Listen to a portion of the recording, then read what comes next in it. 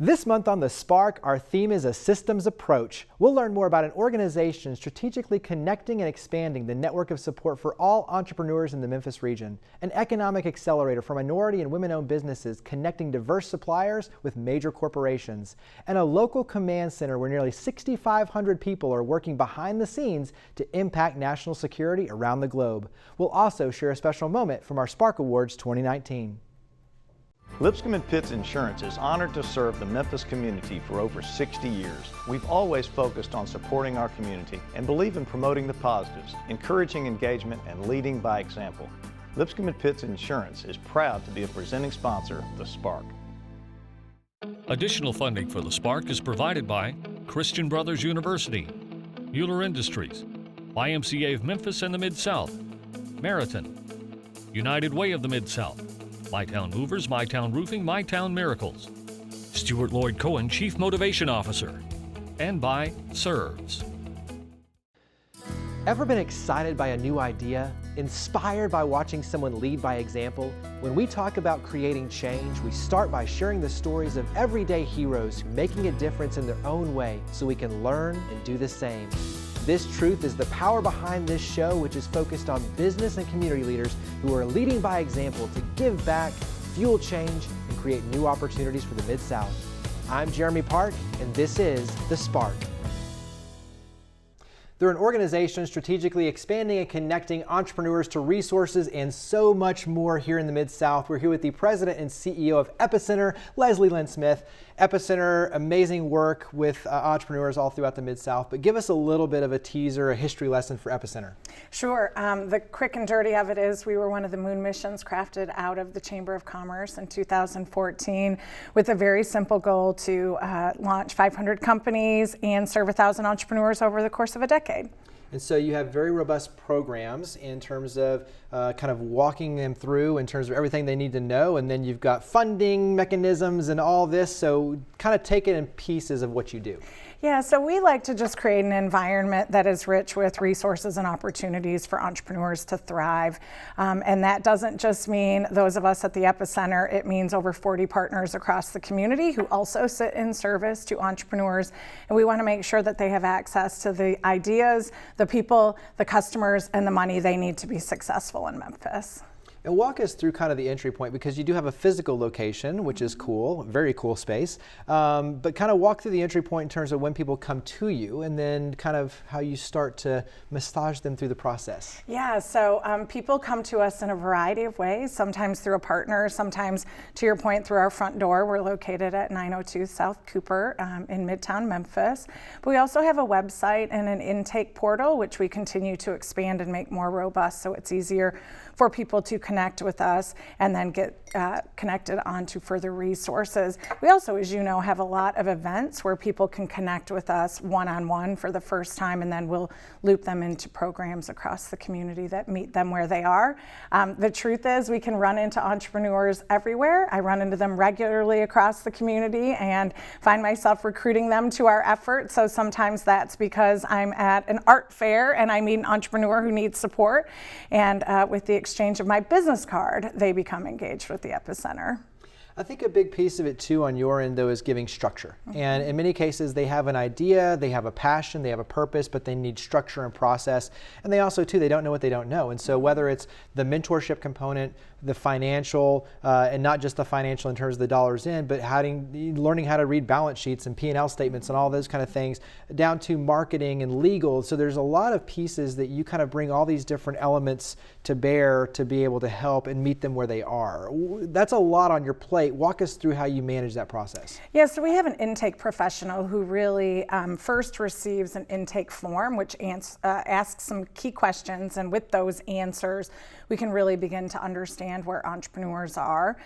We really would prefer to serve entrepreneurs in a one-to-many environment. So is there a boot camp or a workshop or a series of programs that we can connect them to 20 or 25 at a time, because we have hundreds of entrepreneurs in Memphis, although sometimes it really is with a one-on-one mentoring session.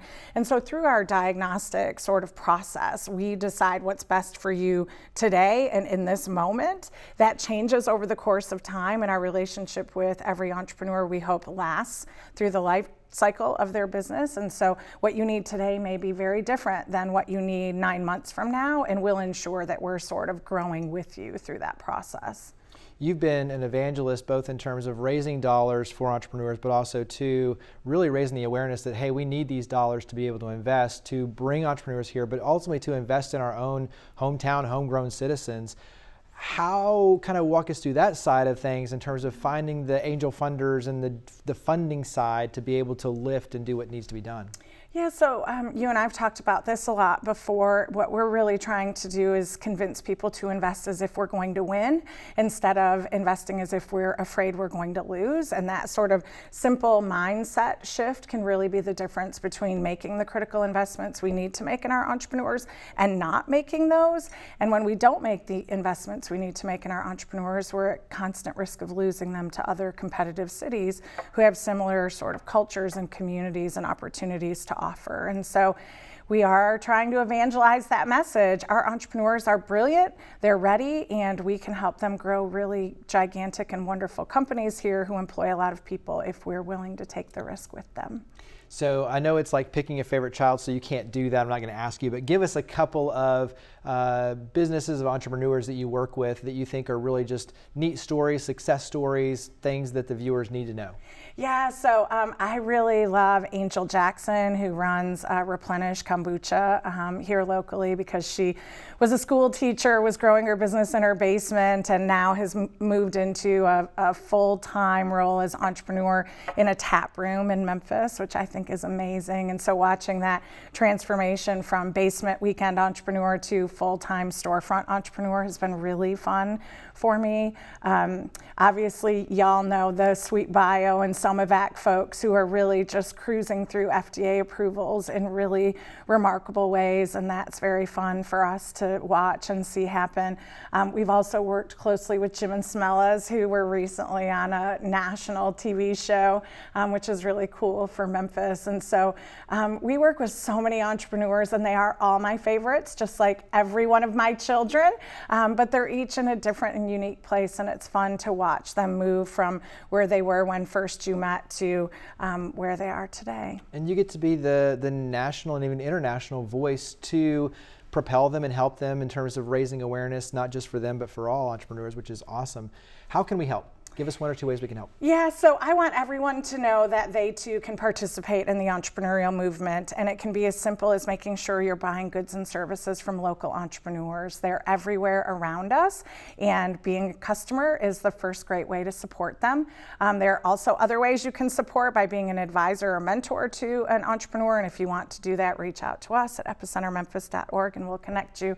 And then lastly, and maybe also firstly, you can invest your dollars in these startup companies, and if you reach out to us, we can help you figure that out too. Because you push out a newsletter that has all the opportunities and ways to meet them and to see it firsthand. Absolutely. So where do we go again? You mentioned the website, but mention it again, and where else do we go? Yeah, so epicentermemphis.org is our website. We're also all over social media because we have an extraordinary social media crew back at the office.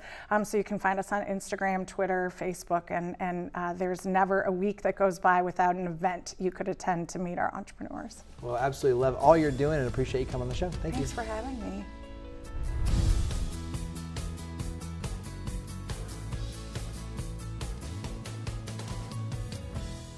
They're an economic accelerator for minority and women-owned businesses. We're here with the president and CEO of the MMBC Continuum, Joselle Luster Booker. And the MMBC Continuum, I know it's a mouthful, but describe what that means. It's got a little bit of an acronym in it, so give us a little bit of the lowdown for the MMBC Continuum. Well, as you said, we are the economic accelerator for Stage 2 MWBEs, minority and women-owned business enterprises. In a nutshell, what that means is that we focus on businesses that are in the second stage of growth, not startups, not companies that have an idea, but those companies that have, where the business owner has taken that company to a level of growth, and that's as far as the business owner can take the company.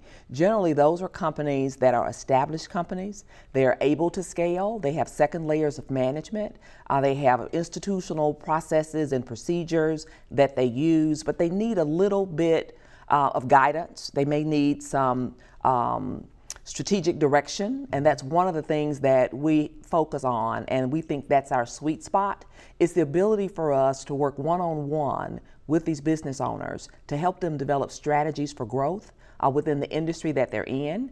We have an assessment tool that we go through with them. We look at the industry they're in. Is that a growing industry? Is that industry in decline?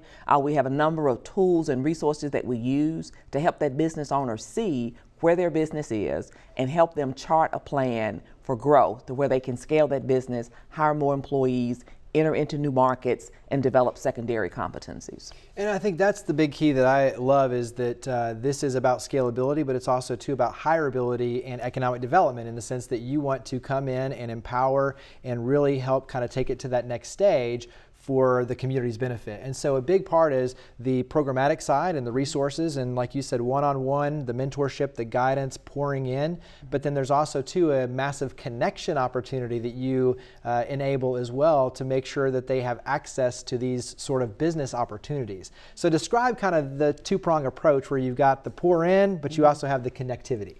Right. Foundationally, our organization's foundational basis is supply and demand. And we operate in the B2B space. So it's only those businesses that do businesses with other business. So we have the two-pronged approach that you mentioned is the corporate side and the minority and women business side.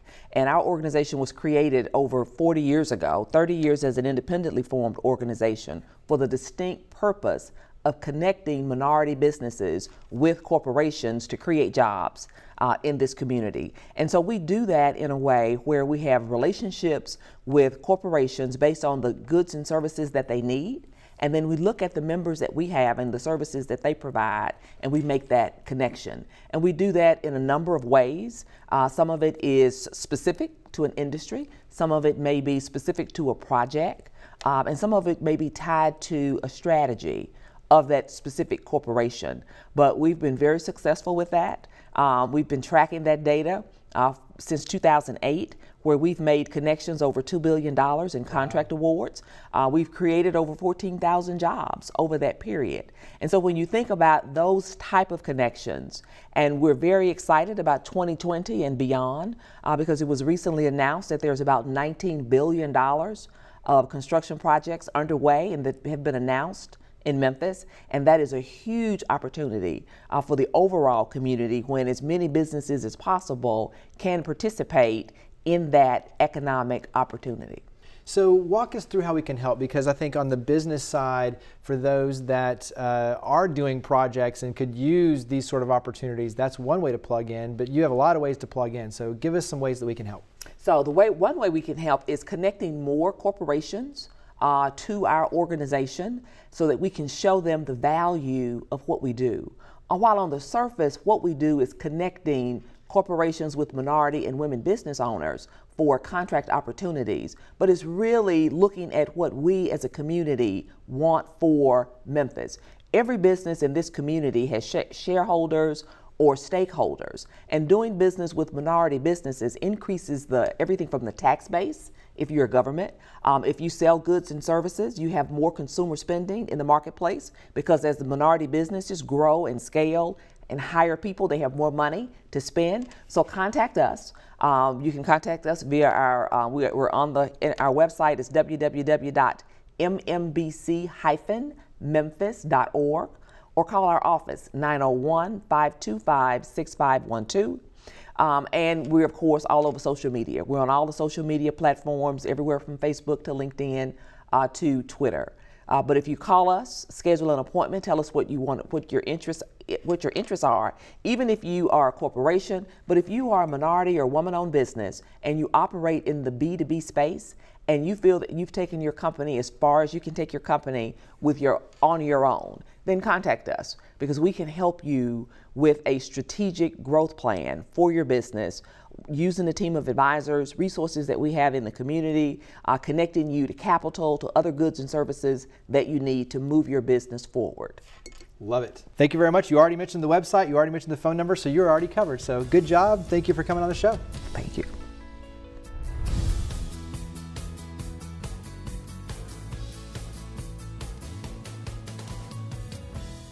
The Spark Awards annually recognize and celebrate individuals and organizations that have made an outstanding contribution to the community. This year's recipient of the Corporate Award for 100 employees or fewer was Top Cat Masonry Contractors, LLC.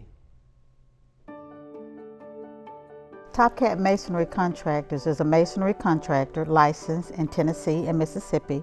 Top Cat was started in the den of our home in 1997, and we are a true family business. We have both of our daughters working for us now. We have one in the field and one in the office, and we had no idea that we would be where we are today because we started with a small dream. We're a general contractor, but we specialize in brick, block, rock, stone, precast, glass block for commercial and industrial projects. We just finished Goodlet Elementary School. We're currently working on Alsea Elementary School, and historically our jobs have been in the school arena, and we specialize in that masonry and making sure that we have the best and the biggest and brightest people on board. We believe that giving back is very vital to the impact of the community. Our office is in the heart of Whitehaven, which is an opportunity zone now. And we're looking at opportunities to partner with additional businesses to ensure that we're impacting our community in a positive way. We have two other companies that we've partnered with. One is concrete and the other is electrical. And the company, it's named TAP, which is Top Cat, A1, and Precise. And the three companies have identified that it's better to work together as opposed to individually. And so we're constantly looking at ways to impact the community and work together, because if the community is successful, the businesses will be successful as well. The apprenticeship was identified initially to help young people become taxpayers and not tax burdens. And what that is an earn while you learn type of environment. You earn a living wage, and you're able to gain a lifelong skill, yet be able to feed your family. And so it's important that we come together to help ensure that our young people have a solid skill set. And that's why TAP and the apprenticeship program was realized. Additionally, having the opportunity to impact young people and show them that there is a path. I'm a product of a public school, and so is my husband, which is my partner, and he has been in masonry all of his life. And so we know what the impact of a positive collaboration and a positive learning environment will give you. Give what you have learned. Don't be selfish, and reach out to others. Help others see their benefit and see how they can be a positive force. Partner with the schools, partner with the youth organizations. It really helps young people just to see that if they can do this, I can do this as well, and give them a dream and a hope to be better and move forward in a positive light.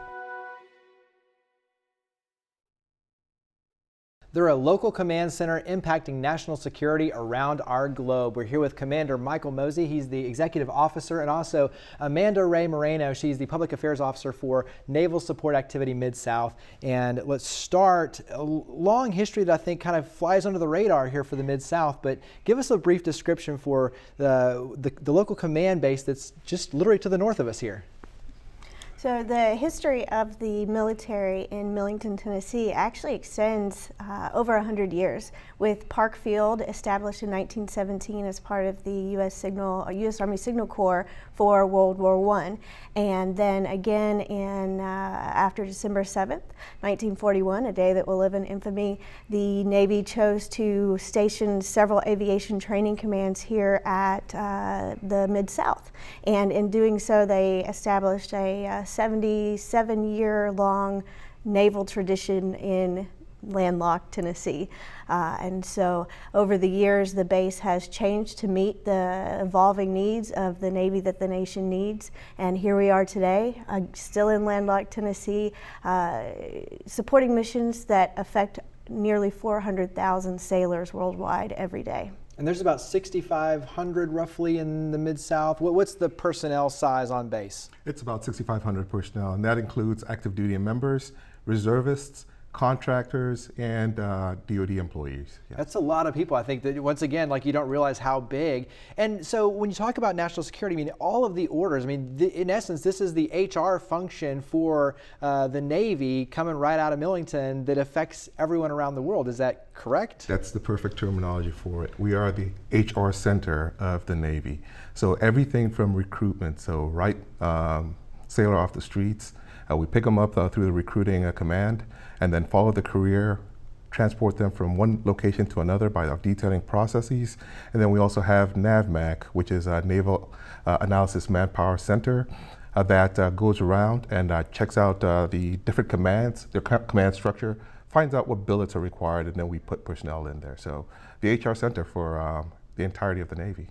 And I think what's interesting is you mentioned landlocked, but I think it does kind of make sense in terms of you would think everything kind of on the periphery on the coast, but the reality is it's a very safe place that's proven to be a great opportunity to connect, and it's out of the DC area, so you have some security that's remote over here as well. So I think there's a lot of strategy in terms of where that once again flies under the radar, but it's a really cool storyline, especially for the Mid-South. That's correct. So I think the big takeaway is that the quality of life here in the Mid-South has a lot of value to not only the military as they do their tours through the area, but also to the civilians who choose to make this their home, oftentimes after a military career. So they're doing many years of traveling from duty station to duty station. They get to Millington and they decide this is where they want to retire, this is where they want to live here in the Mid-South.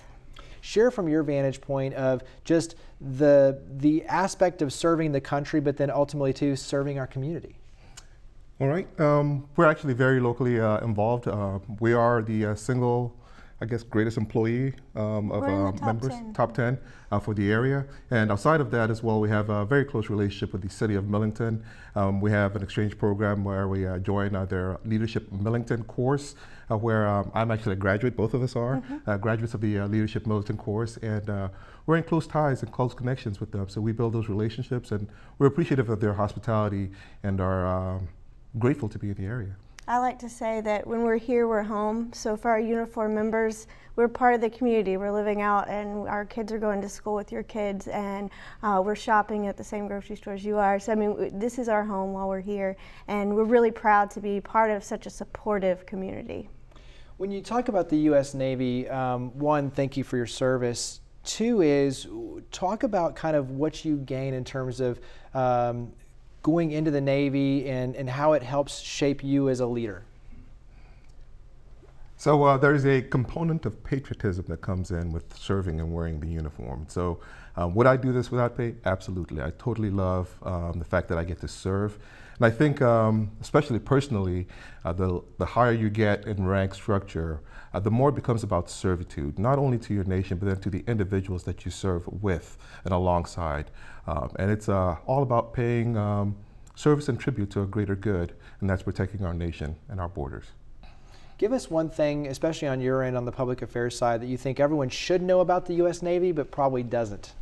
Well, I think the key thing is that the Navy is a major community, and we have all kinds of jobs in the Navy. That's been the thing that's always been the most interesting to me. If you have a job that excuse me, if you have a job that's represented in the civilian world, you're probably going to find it in the Navy. So we have cooks, we have photographers, we have people who cut hair, we have people who work in the shops on the ship.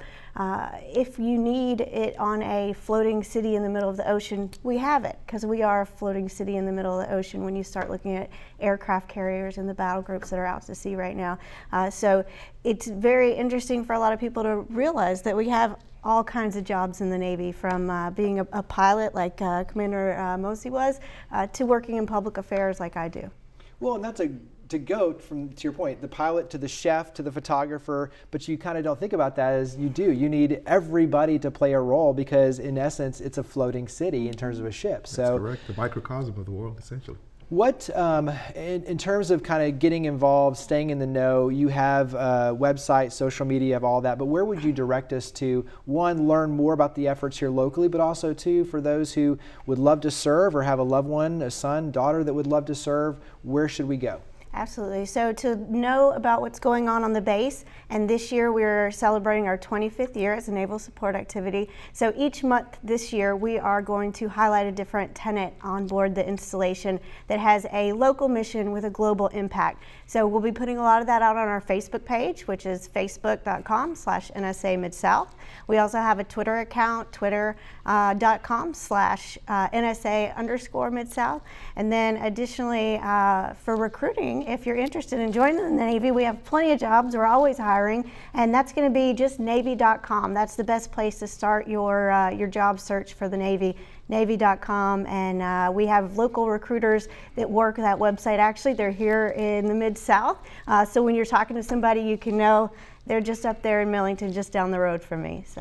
And I just think that's, once again, it's pretty cool to know that all this is taking shape right here, local command center, NSA, Mid-South, right here in our own backyard. And you're with us, you're citizens, you're Memphians, so we love it. Thank you very much for all you do globally and obviously locally, and for coming on the show. Thank you very much.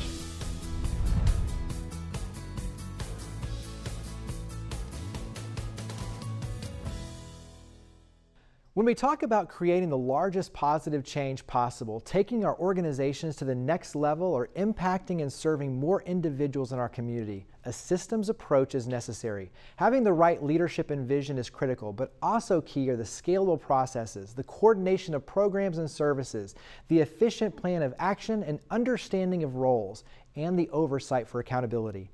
A solid foundation and structure for success creates more opportunities for all. We're fortunate to have organizations here in the Mid-South who are using their systems approach to benefit and protect us all. Epicenter is helping entrepreneurs thrive. The MMBC Continuum is working to help businesses take it to the next level in order to help grow jobs and investment back in our city. And Naval Support Activity Mid-South is supporting military personnel around the world and playing an important role in our national security. Their systems approach is helping us power the good. So thank you for watching The Spark. To learn more about each of the guests, to watch past episodes, and to share your stories of others leading by example, visit WKNO.org and click on the link for The Spark. We look forward to seeing you next month, and we hope you'll continue joining with us to create a spark for the Mid-South. Lipscomb & Pitts Insurance is honored to serve the Memphis community for over 60 years. We've always focused on supporting our community and believe in promoting the positives, encouraging engagement, and leading by example. Lipscomb & Pitts Insurance is proud to be a presenting sponsor of The Spark.